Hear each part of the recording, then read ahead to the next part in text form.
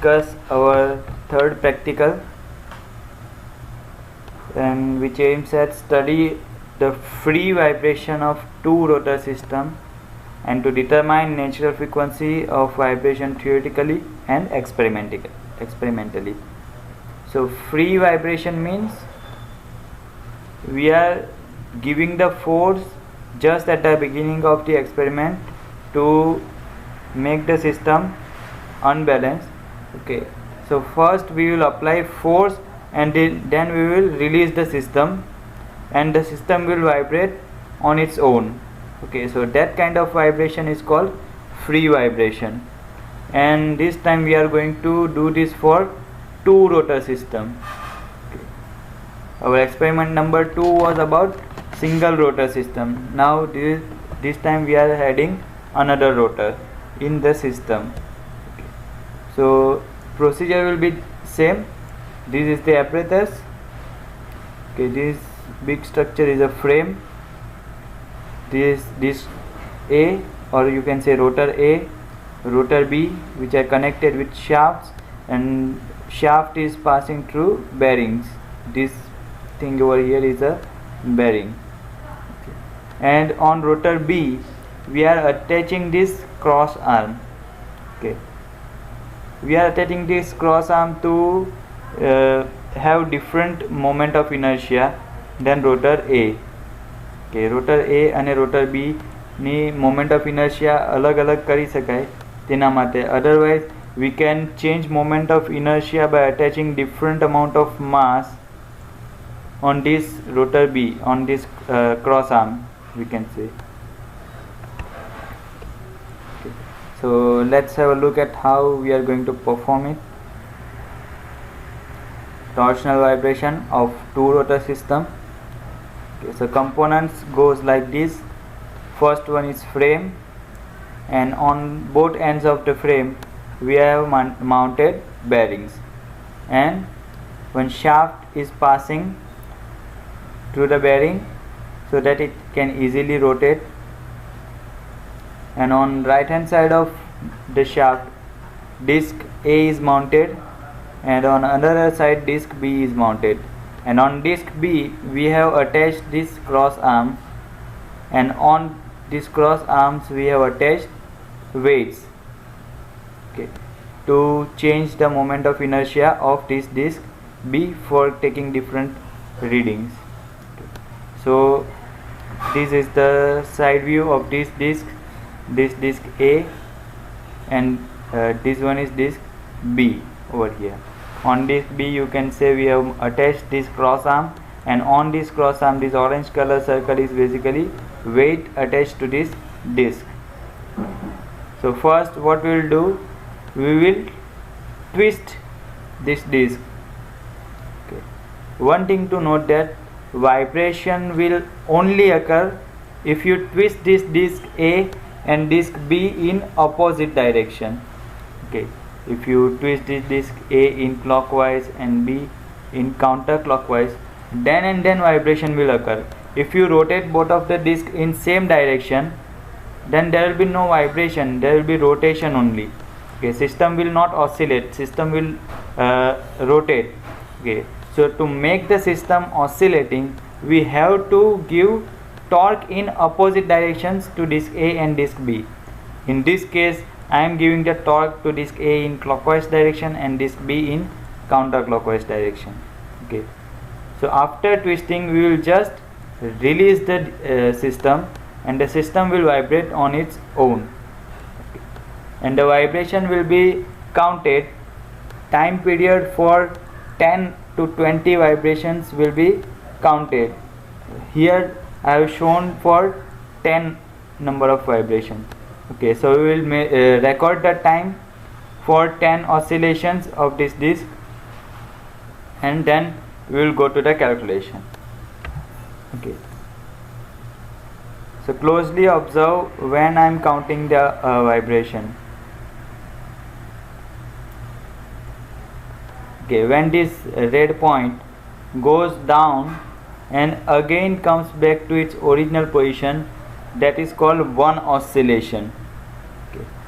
So likewise we have to count here 10 oscillations. And if you look at the motion of this disc, these discs are oscillating in opposite direction. This is in clockwise, this is counterclockwise. Okay, closely observe this. These discs are oscillating in opposite directions. When this is clockwise, this is anti-clockwise. When this is anti-clockwise, B is clockwise. Okay, likewise.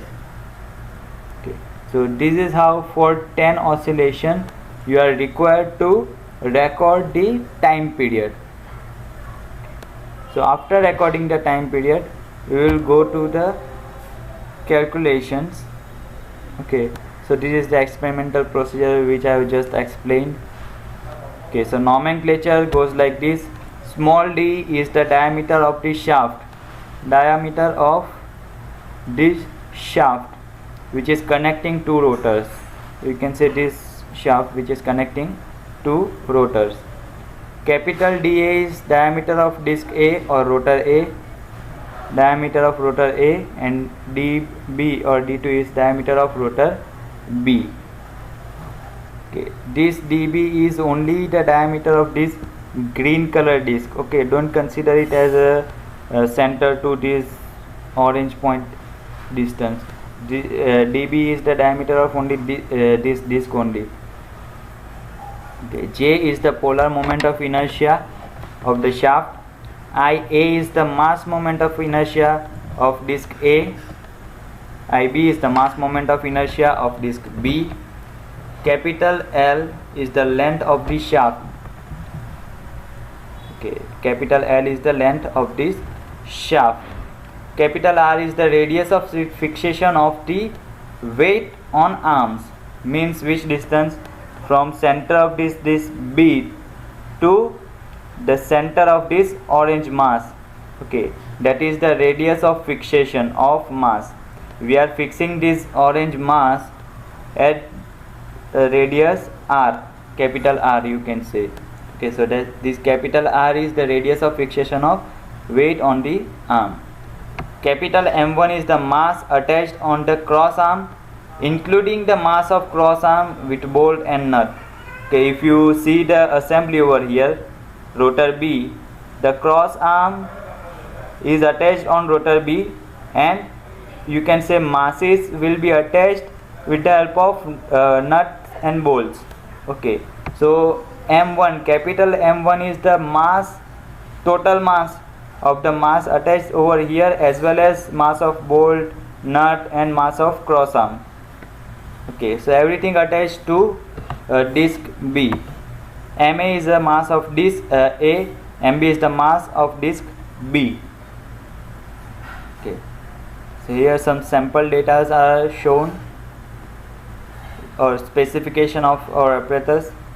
Disc A is having diameter disc meter B, mass of disc A is given, disc B is given, radius of fixation of arm 0.150 meter, means 15 centimeter you can say. Diameter of the shaft small d is 3 mm. Length of the shaft between two rotors is 0.89 meter, and modulus of rigidity of shaft G is given as 0.8 into 10⁻11 Newton per meter square, and mass of cross arm with bolt and nut is given to us as 0.485 kg, mass of cross arm and bolt and nut. Okay, so we will add mass attached to the cross arm with this one. Okay, so that will give us capital M1. So theoretical calculation equations are given over here. Equation for polar moment of inertia of shaft is pi by 32 d raised to 4. Torsional stiffness Kt is equal to Gj by L.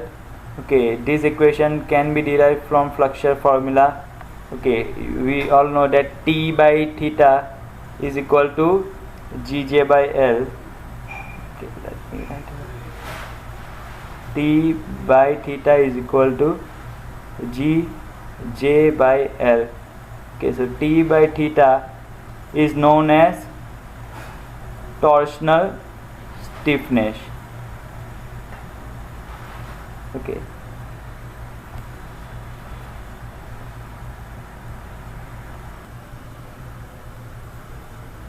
and mass moment of inertia of disk A, IA is given as this equation, capital MA mass moment of inertia of disk B, IB is equal to mb dB square by 8 plus this thing. Okay, why we are adding this much amount in mass moment of inertia of disk B? If you consider only disk B, then its mass moment of inertia will be only this much amount. Okay, but we have attached here cross arm with the disk B. Okay, so this much amount of moment of inertia will be added to the mass moment of inertia of disk B, and this is the equation for theoretical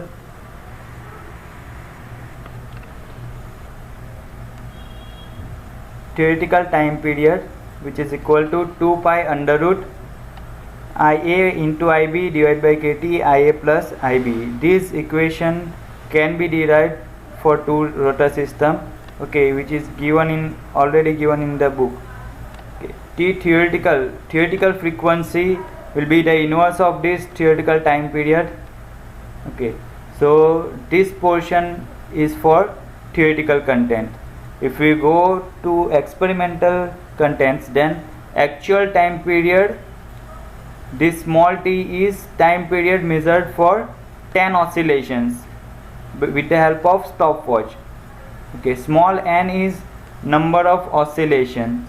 Okay, so if we divide this time period with number of oscillation, then we will get time period for one oscillation. This T, capital T, actually is the time period for one oscillation, which is measured experimentally. So frequency will be inverse of this time period, T actual. Okay, so this is how the readings will be taken, and over here observation table is given. M1 is mass attached in kg. Okay, this M1 is not only mass attached. If you attach 100 gram of mass, then you have to add this 0.485 gram or kg in that system, because we know that capital M1 is the mass attached to the cross arm, including the mass of cross arm with bolt and nut. Okay, so you have to add this much amount in the mass attached. So if you are attaching 100 gram of mass, then here the reading you have to write is 0.1 kg plus what was that, 0.485 kg.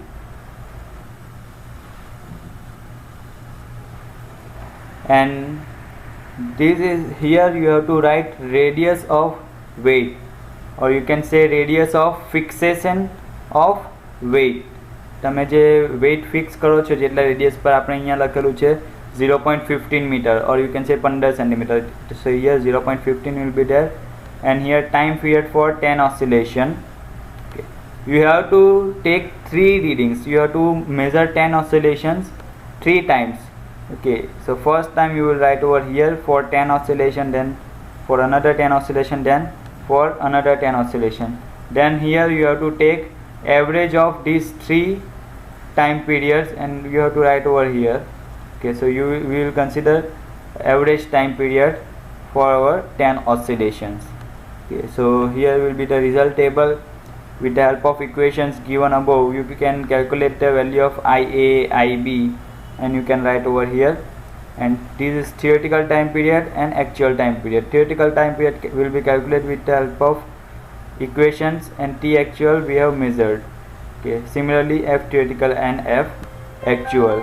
So this was about the third practical, how to measure natural frequency of two rotor system. Good afternoon friends. Today we are going to study about design of threaded joint. Today we are going to design a bolt when the condition is the load is parallel to the axis of bolt. यहाँ पे आपको एक figure दी हुई है जिसका side view और front view आपको दिखाया हुआ है। यहाँ पे दो बोल्ट है जो ब्रैकेट के ऊपर लगे हुए हैं। यहाँ पे एक पूरा ब्रैकेट है जिसके ऊपर लोड अप्लाई हो रहा है।